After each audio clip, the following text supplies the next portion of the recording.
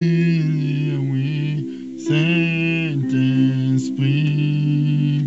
tu es Jésus le Messie,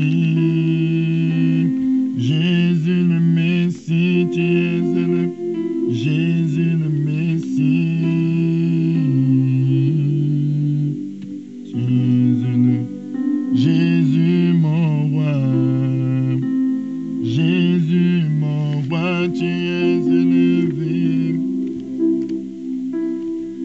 Bonjour bien-aimés, bienvenue dans votre émission, le pain vivant quotidien. Aujourd'hui, nous sommes mardi, le deuxième jour de la semaine selon le calendrier gréco-romain. Alors nous allons voir ce que Dieu a fait au deuxième jour et à quoi ça correspond dans nos vies. Donc dans cette première partie de l'émission, tu vas aller te positionner justement dans le texte Genèse 1 à partir du verset 6 à 8. On parle du deuxième jour. Qu'est-ce que Jésus a fait au deuxième jour? Genèse 1, verset 6 à 8. Que nous dit la parole de Dieu? Alors je lis ce passage, bien-aimé. La Bible dit, Dieu dit qu'il y a une étendue entre les eaux et qu'elle sépare les eaux d'avec les eaux. Verset 7 de Genèse 1. Et Dieu fit l'étendue et il sépara les eaux qui sont au-dessous, donc au-dessous de l'étendue, c'est-à-dire les eaux d'en bas, d'avec les eaux qui sont au-dessus de l'étendue, c'est-à-dire les eaux d'en haut. Donc les eaux étaient mélangées et Dieu a fait une étendue qui a séparé les eaux en deux. Il y avait les eaux, malgré que c'était mélangé, dans le mélange des eaux, il y avait les eaux d'en bas et les eaux d'en haut. Vous allez comprendre pourquoi je fais cette précision. Et cela fut ainsi. Dieu appela l'étendue du ciel. Dieu appela l'étendue ciel. Amen, le ciel que nous voyons, le ciel bleu.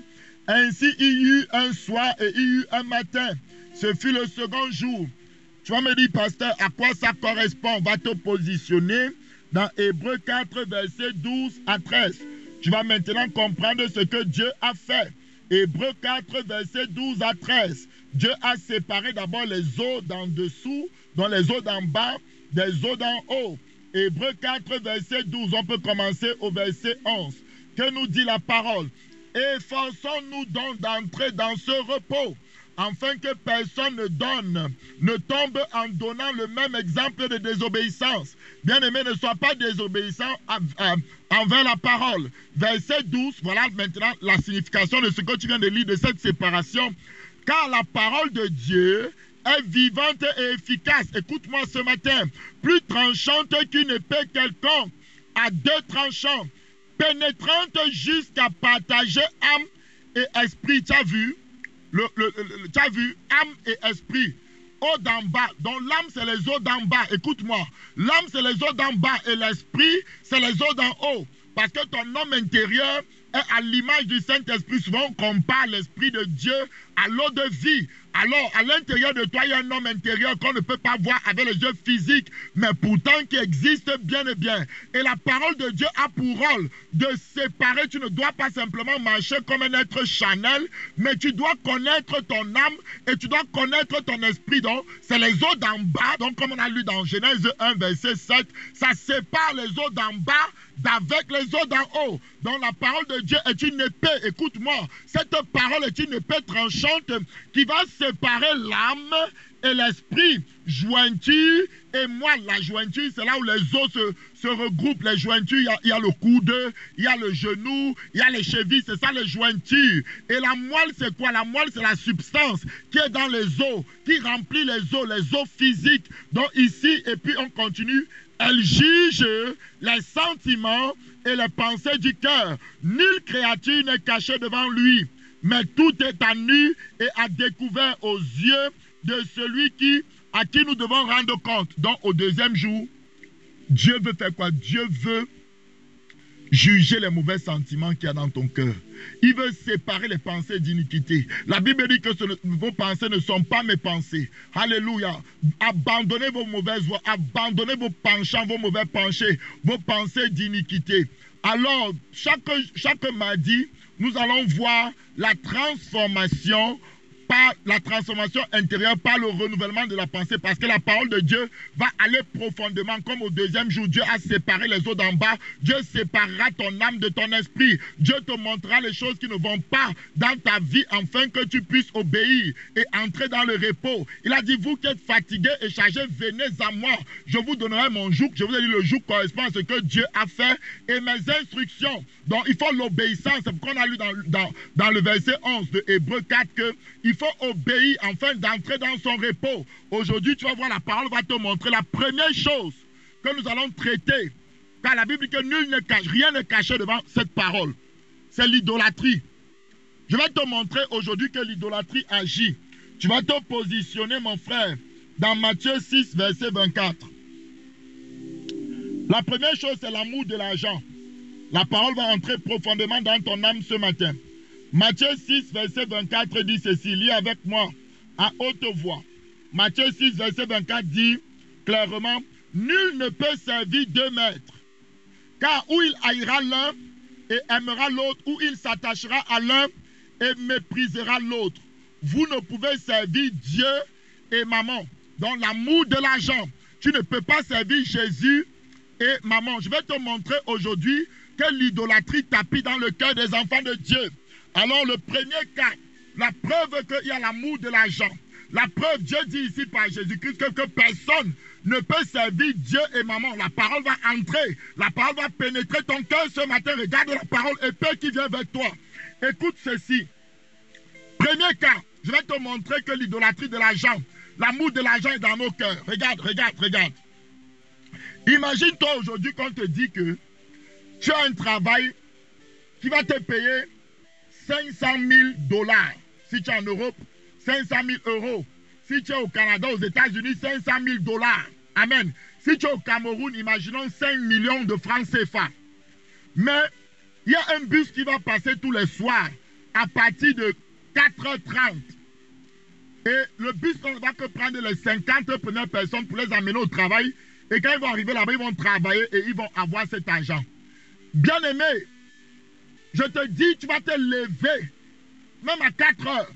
Même si tu as dormi à 2 heures du matin, à 4 heures, tu seras là debout pour te préparer vite, pour qu'à 4h30, tu sois devant le bus. Enfin, peut-être tu vas commencer à faire le rang à 2 heures. Pourquoi tu vas faire cela? Parce que l'argent pour toi a une grande importance. Maintenant, écoute-moi.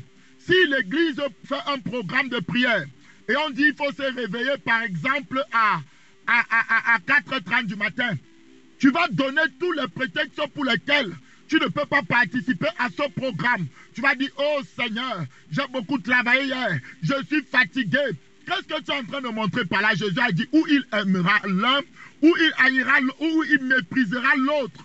Donc, tu donnes plus de valeur à l'argent qu'à Dieu. Écoute-moi bien ce matin, c'est l'idolâtrie de l'argent qui est dans nos cœurs.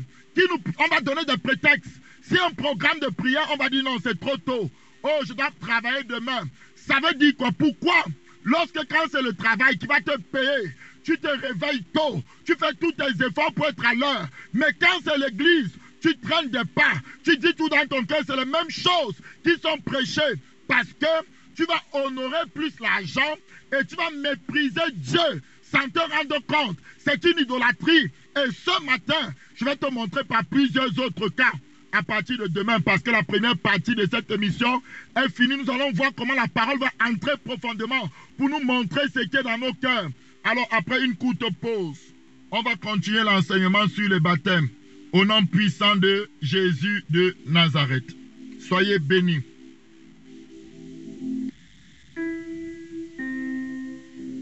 Alléluia, bonjour bien-aimés.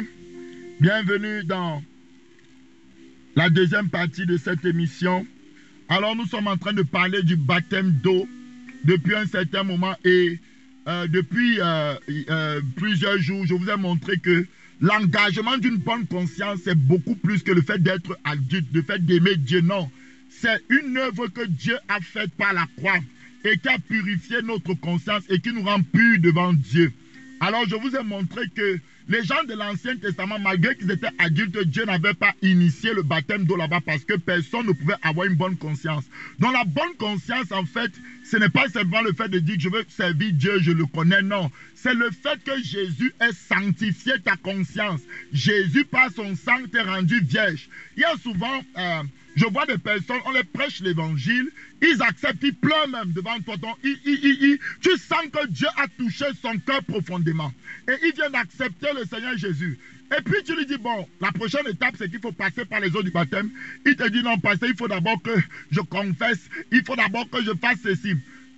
Parce qu'il a toujours la conscience de ses péchés. Il n'est même pas conscient que le Jésus qui vient d'accepter dans son cœur l'a déjà sanctifié, a sanctifié toutes ses pensées. Il n'est pas conscient, donc Satan lui fait croire qu'il a besoin, s'il ne confesse pas jusqu'à ce que sa bouche se tord, il ne peut pas être sauvé. Regardez, celui qui était à la croix, regardez bien, et qui a dit, Seigneur, souviens-toi de moi. C'était un brigand qui avait fait du mal aux gens.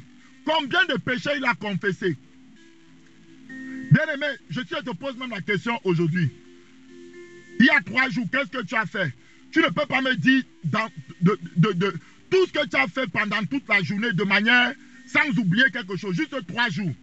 Est-ce que tu es capable de confesser tous les péchés que tu as pu faire dans ta vie avant de connaître Jésus? Est-ce que tu te souviens même de tous ces péchés? Ce n'est pas possible. Tu me comprends?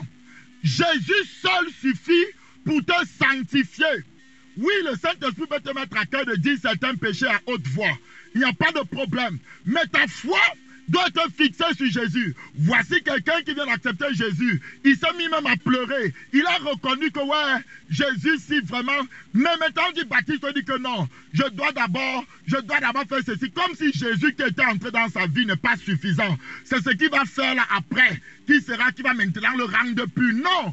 C'est Jésus qui est entré dans ta vie, qui est plus grand que tout. C'est Jésus là qui t'a rendu vierge. Tu dois te voir vierge. Donc, on doit prêcher aux gens que lorsque vous avez cru au Seigneur, c'est suffisant. Vous êtes devenu blanc comme neige. Alléluia. Alors, on va lire. Tu vas te positionner dans Hébreux 9. Hébreux 9, mon frère, ma soeur, Hébreux 9. Hébreux 9, ce sera la dernière fois que je parle de l'engagement d'une bonne conscience. On va passer à une autre chose sur le baptême d'eau. On va voir d'autres aspects du baptême d'eau. Alors tu vas te placer dans Hébreux 9.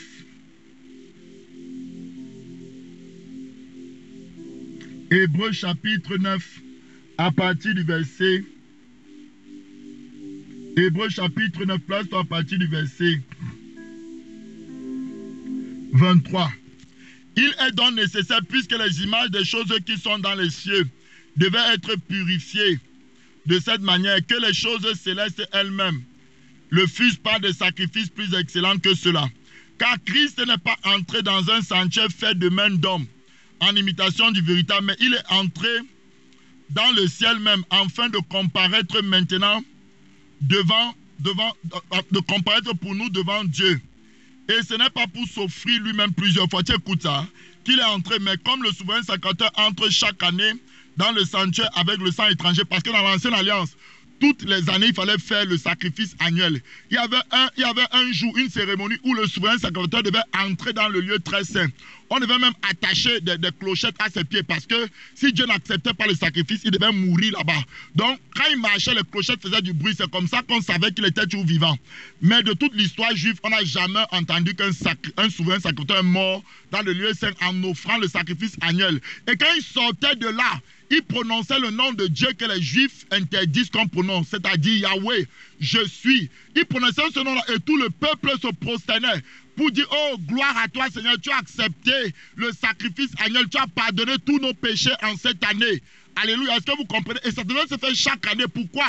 Parce que le péché n'était pas ôté pour tous. Donc Jésus dit, tu n'as voulu ni sacrifice ni holocauste, mais tu suis venu pour ôter. Suis donc maintenant le verset 25 et marque ça en rouge.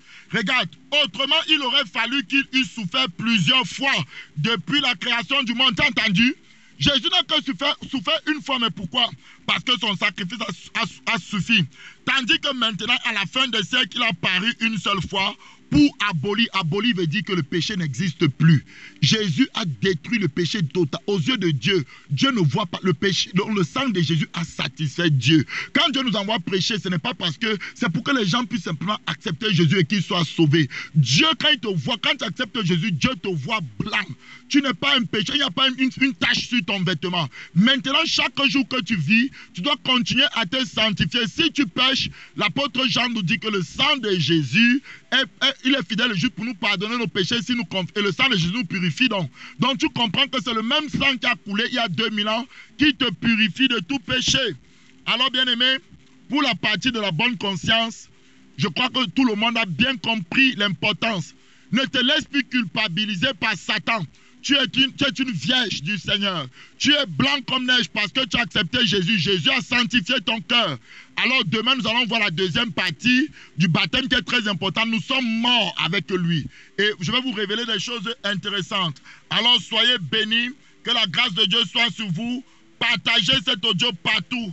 Partout, mes bien-aimés, dans le nom précieux de Jésus, nous avons prié. Tu es honoré, oui,